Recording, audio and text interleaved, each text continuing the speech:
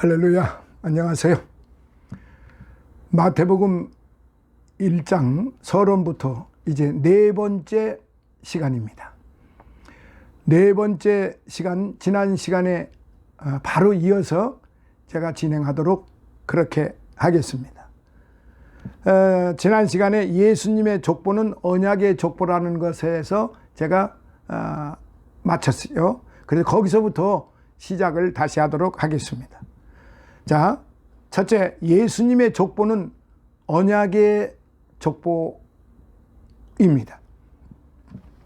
일찍이 하나님께서는 택한 바 선민의 조상 아브라함에게 메시아, 히브리어로 기름 부음 받은 자란 뜻으로 헬라음으로는 그리스도로 표기되어 있습니다. 그래서 기름 부음 받은 자라는 뜻으로 메시아에 관한 약속을 아브라함에게 주셨는데, 창세기 12장 2절로부터 3절, 22장 17절로부터 18절.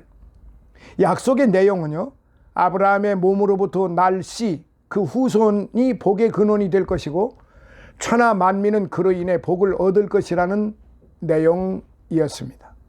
또한 하나님께서는 유대인의 이상적인 왕이요 성군인 다윗에게도 메시아에 관한 약속을 주셨는데, 사무엘 하 7장 8절로부터 16절.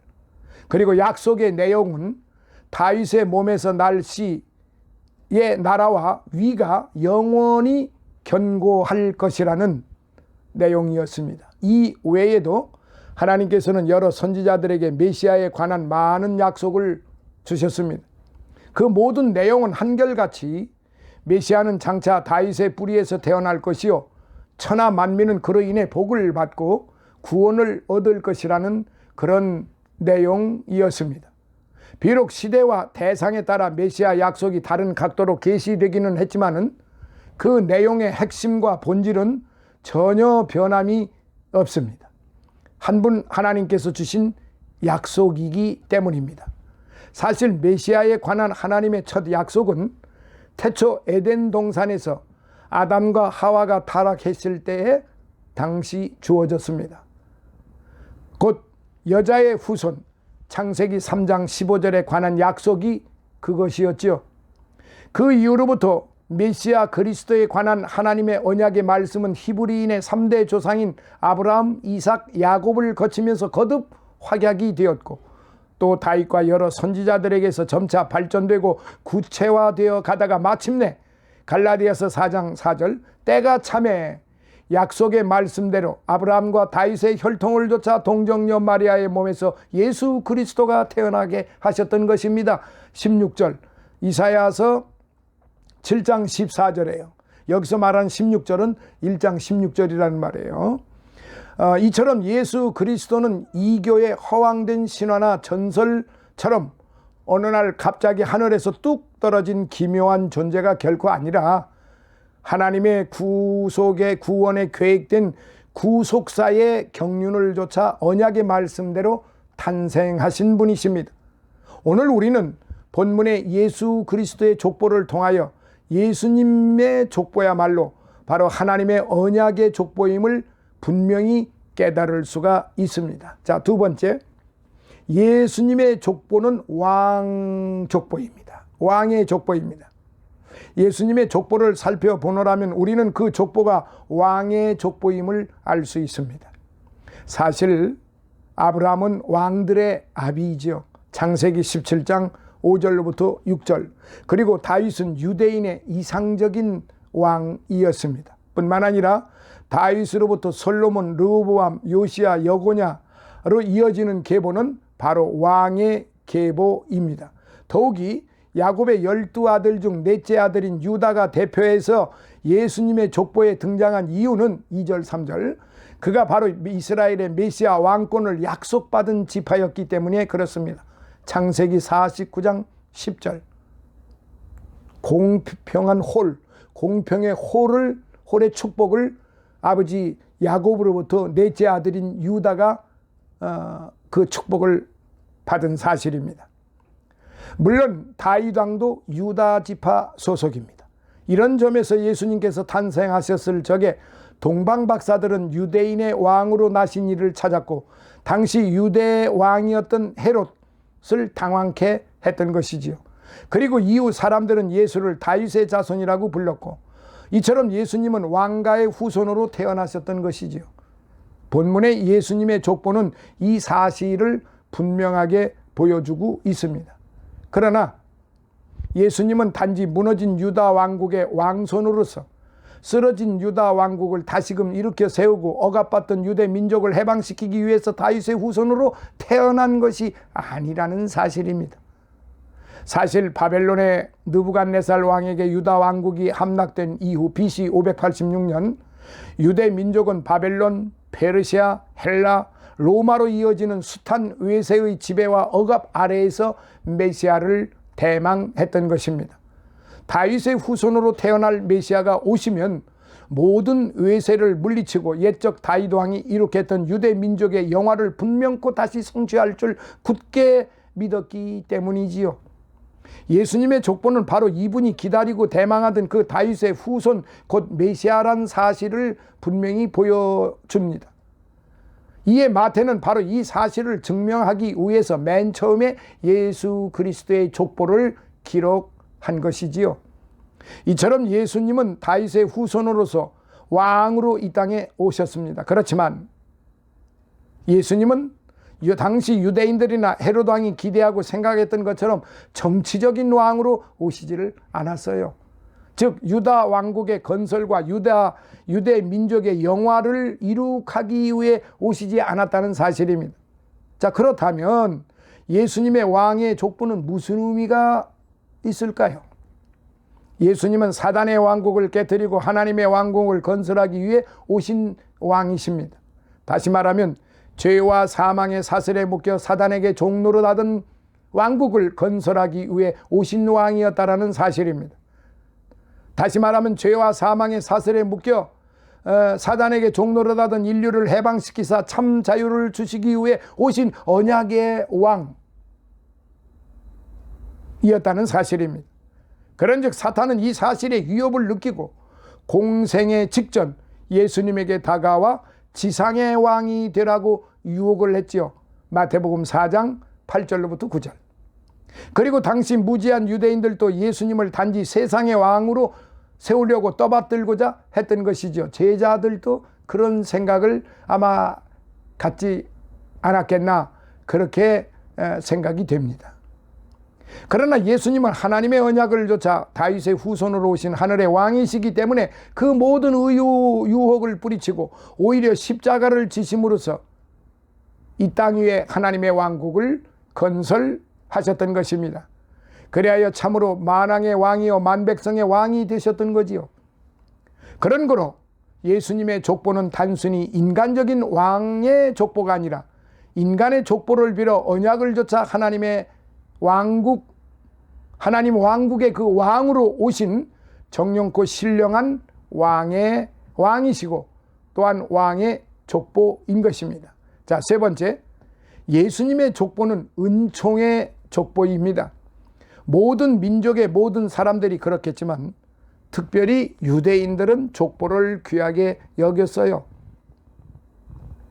유대인들의 삶의 방식은 개인 중심의 삶이 아니라 집단적이고 공동체 중심의 삶이었기 때문에 자연스럽게 전통과 유전이 사회를 지배했고 따라서 사람들은 개인과 가문의 뿌리라 할 수 있는 족보를 매우 귀하게 여겼던 것입니다. 이런 점에서 사람들은 족보를 내세우기 위해 부끄러운 과거는 지우고 다듬으며 자랑스러운 업적은 더욱 크게 부각시키는 등의 윤색 작업을 마다하지 않습니다.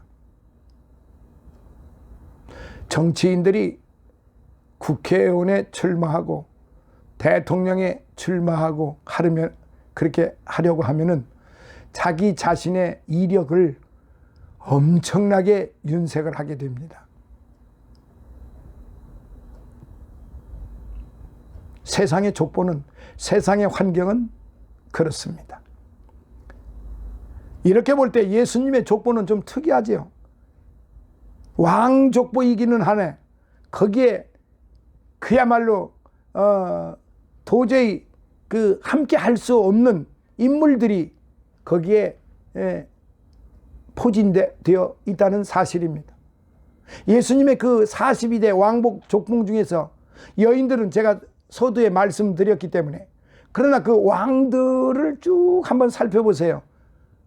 하나님의 말씀에 순종하고 그 말씀대로 살았던 왕이 몇 명이나 될까요? 그 중에서 대표적인 왕, 다윗, 솔로몬, 르호보암, 이들은 유대 왕국을 완전히 그냥 초토화를 시킨 사람들 중에 한 사람이에요. 다윗은 간음자요, 살인자요, 하나님 앞에 불신한 자요. 그래서 뭐 엄청난, 다윗은 죽어도 골백번은 죽어야 될 그런 사람이었습니다. 그런데 하나님의 마음에 합한 자라고 그러지 않습니까? 유대인의 별이라고 그러지를 않습니까? 왜 그랬을까요? 왜? 하나님께로부터 인정을 받았기 때문에 그렇습니다. 솔로몬 역시 남의 아내를 강제로 데려다가 간음을 한 거는 자체하고라도 그 하나님 성전에 온갖 이방 신들을 다 끌어다가 난장판을 만들어 놓은 장본인이 솔로몬이었습니다. 그런데 하나님께서는 솔로몬을 또한 불쌍히 여기시고 솔로몬에게 지혜를 물론 처음에 주셨지만은 솔로몬이 깨닫게 해주시고 그가 무엇이 잘되고 잘못한 것인가를 깨닫게 해주는 글을, 시를 남겨놓았잖아요. 그게 바로 전도서요, 아가서요. 하나님의 사랑에 대한 것을 인간적인 측면에서 아가서를 쓰게 되었고, 전도서, 인생의 그 흐름을, 인류의 그 인생들의 흐름을 자기 자신이 겪은 거에 대해서 고백하기를, 인간은 헛되고 헛되며 헛되도다. 그게 솔로몬이 깨달은 인생사인 것입니다. 오늘 저와 여러분들도 한번 돌이켜 보세요. 나의 인생사가 어떠한지를. 뭐 내놓을 만한 것이 있기도 하겠지만은 대부분이 나의 인생사를 이렇게 살펴보노라면은 부끄럽기가 이루 말할 수가 없는 인생사입니다. 인생의 역마차를 타고 끊임없이 달려왔지만은 그 달려온 노정 속에는 참으로 기억하고 싶지 않은 흔적들이 널브러지게 있다는 사실, 우리는 부인할 수가 없습니다. 사랑하시는 성도 여러분, 이렇게 볼 때 예수님의 족보는 특이하지요. 좀처럼 족보 속에 등장하지 않는 여자들의 이름이 들어있는 것도 그렇거니와 더욱이 그 여인들의 면면이 결코 자랑스러운 여인들이 아니라 오히려 부끄러운 행위와 신분들의 여인들이기 때문입니다. 예컨대 다말은 시부인 유다와의 불륜적인 관계를 통해 자식을 얻은 여인, 라합은 여호수아 당시의 가나안 여인으로서 기생 출신, 룻은 이방의 우상 민족인 모압 출신의 재혼한 여인, 그리고 우리아의 아내 바세바는 유부녀로서 다윗과 간통한 여인, 이처럼 영광스러운 메시아의 족보에 오르기에는 하나같이 부끄러운 과거가 기록이 되어 있습니다. 무엇 때문일까요? 차라리 숨기고 지워야 하지 않았을까요? 예수님의 족보에 구태여 나타난 그 이유는 무엇일까요? 참으로 이 사실은 예수님의 족보는 은총의 죄인들을 사랑하사 진정코 죄인들의 참 구주가 되심을 보여주는 족보입니다. 남녀노소나 빈부 귀천을 막론하고 누구든지 예수 그리스도 안에서 아무 차별 없이 오직 은총과 은혜로서만 구원받을 수 있음을 보여줍니다. 예수님의 족보는 바로 이 사실을 분명히 선언하고 있다는 사실입니다. 그 분명히 선언한 그 1절부터 17절까지의 그 족보가 바로 왕복음이라고 하는 족보, 사자복음이라고 하는 족보, 유대인을 향한 족보라고 하지만은 바로 하나님의 구속사적인 족보라는 사실입니다. 사랑하시는 성도 여러분, 오늘 제가 마태복음에 대해서 이렇게 구구절절히 말씀드리기 위해서 앞전에 1부서부터 5부까지 종교의 기원에서부터 이렇게 쭉 기독교란 무엇인가까지 말씀을 드린 이유가, 물론 좀 지루하시기도 했겠지만은 그 이유가 바로 여기에 있는 것입니다. 하나님의 구속사적인 게, 하나님의 구원의 그 은총을 깨닫기 위해서는 이 마태복음을 그냥 들어와서 그냥 구렁이 담 넘어가듯이 한번 읽고 그냥 쭉 넘어갈 수가 없었기에 그렇습니다. 마태복음은 신약의 얼굴입니다. 신약 성경 27권의 얼굴이라 이 말이에요. 심장이기도 합니다.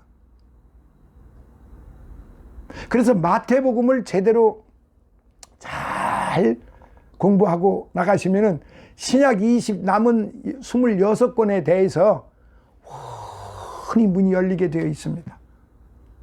왜냐하면 얼굴이고 심장이기 때문에. 예수님은 우리의 영적인 심장이십니다. 우리 안에 성전, 고린도서의 3장 16절 보면 내 안에 하나님의 성전, 네가 하나님의 성전인 줄 모르느냐? 하나님의 성전이 우리와 함께 하고 계십니다. 사랑하시는 성도 여러분, 우리는 신약 성경의 첫 권 마태복음 첫 장 첫 부분에 나타나는 예수님의 족보를 결단코 무심코 흘려보내서는 안 됩니다. 재미가 없다고요? 이제 어떤 사람들이 그런 말을 저는 어려서부터 많이 들었습니다. 그 성경을 읽고 보면 참 재미가 없더라. 뭘 그렇게 낳고를 하다가 그냥 덮어버린다. 실제 그러는 경우가 많아요. 믿음이 없으므로, 구세주를 영접지 아니했으므로. 그런데 하나님의 영이 함께 하시면은 그게 그렇게 재미있을 수가 없습니다. 그렇게 은혜스러울 수가 없어요. 왜? 생명수가 생명 강가에서 놀고 있기 때문에, 깊은 바닷속에서 헤엄을 치고 있기 때문에. 얼마나 좋습니까? 아브라함부터 다윗까지 14대, 다윗부터 바벨론 이거 때까지 14대, 바벨론 이거 후 그리스도까지 14대, 도합 42대의 인물 족보가 기록된 예수 그리스도의 세계 속에서 우리는 참으로 귀한 진리를 발견할 수 있고 무한한 은혜를 받을 수가 있는 것입니다. 즉, 이 같은 예수 그리스도의 족보를 통해서 우리는 예수님께서는 하나님의 언약을 조차, 즉 말씀을 조차 이 말입니다. 그럼 오늘 저와 여러분들도 세상의 향락을 쫓아, 사람들의 세상의 지식을 쫓아, 세상의 재물을 쫓아, 세상의 명예와 권세를 쫓아 우리가 그렇게 살겠습니까? 우리는 그렇게 사는 사람들이 아닙니다. 이 땅에 오신 예수님이 어떻게 사셨습니까? 하나님이셨으면서 세상의 명예와 권세와 탐욕 속에 살아가지 않으셨습니다. 어려서부터 열심으로 일했고, 그리고 때가 참에 하나님 언약을 조차, 하나님 말씀을 조차 그렇게 공생애를 보내시다가 하나님의 구원의 계획을 통하여 십자가를 지시고 온갖 고난을 받으시고 죽으시고 부활하시고 승천하셔서 다시 오마 약속하셨는데 우리가 그걸 믿고 있는 겁니다. 그 다시 오마 하신 그 예수님의 말씀을 조차 우리가 이 땅에서 그리스도인의 삶을 살아가야 하는 것입니다. 갈릴리 호수와 같은 그런 흐르는 생명력이 있는 삶을 살아야 하는 것입니다. 사해바다와 같이 죽음의 환경 속에서 살아가야 한다면 얼마나 참으로 기가 막힌 일입니까? 오늘 저와 여러분들은 결코 사해바다에서 살아서는 안 되고 또 지금 그렇게 살고 있지도 않잖아요. 비록 세상에 찌들은 삶 속에서 연약하여 여러 가지 때들이 군더더기로 많이 붙어 있지만은 우리 하나님은 우리를 불쌍히 여기사 긍휼히 여기시사 자비로우시사 그 세상의 때들을 우리가 말씀을 믿고 따라가면은 성령의 검으로 자를 것은 다 잘라주시고 하나님의 말씀에 물로 다 씻어주시고 생명력이 계속 용솟아 오르는 그런 은혜를 우리에게 주신다 이 말씀 옳시다. 그런 거로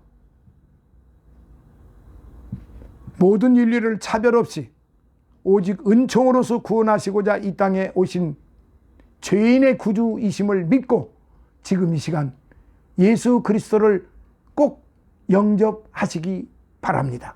비록 비대면이지만은 저는 볼 수 없지만은 주님은 다 보고 계십니다.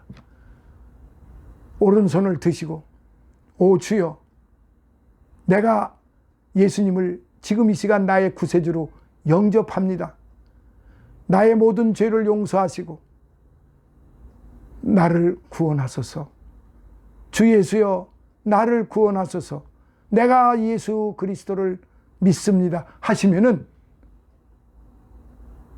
즉시로 하늘의 신령한 축복 그 은총을